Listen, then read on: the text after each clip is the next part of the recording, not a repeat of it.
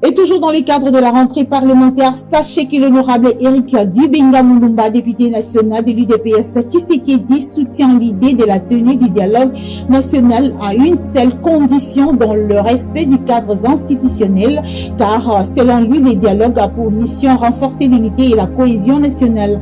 Un dialogue allant à l'encontre de la volonté du chef de l'État Félix Tshisekedi ne sera pas le bienvenu en République démocratique du Congo, a-t-il dit. L'élu de Funa l'a dit à l'issue de la plénière de la rentrée parlementaire de la session ordinaire de mars 2026. Précision dans ce reportage.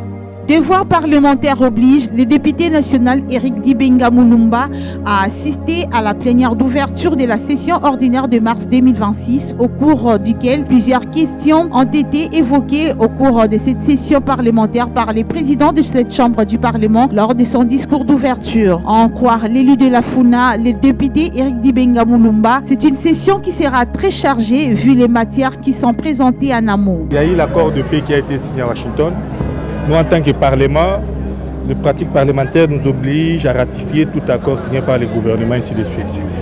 Et vous êtes sans ignorer qu'aujourd'hui, chaque 15, il y a une session, chaque 15 mars, nous sommes en session ordinaire.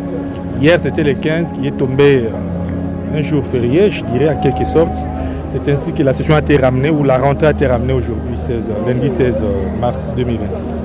Il y a beaucoup de désaccords que le gouvernement avait signés, que nous devons ratifier, en toute responsabilité, il faut préciser. Il y a l'insécurité à l'Est. Nous, en tant que Parlement, nous devons nous assumer pour pousser le gouvernement afin qu'il y ait une solution soit trouvée en urgence. Vous avez des informations sur tout ce qui se passe actuellement. Il y a des tueries. Hier à Goma, il y a eu l'incursion. On a découvert un peu de corps. Je dirais quelque chose de fausses communes. Tout ça, nous ne pouvons pas rester indifférents par rapport au drame qu'il y a. Donc, c'est une session qui sera très chargée.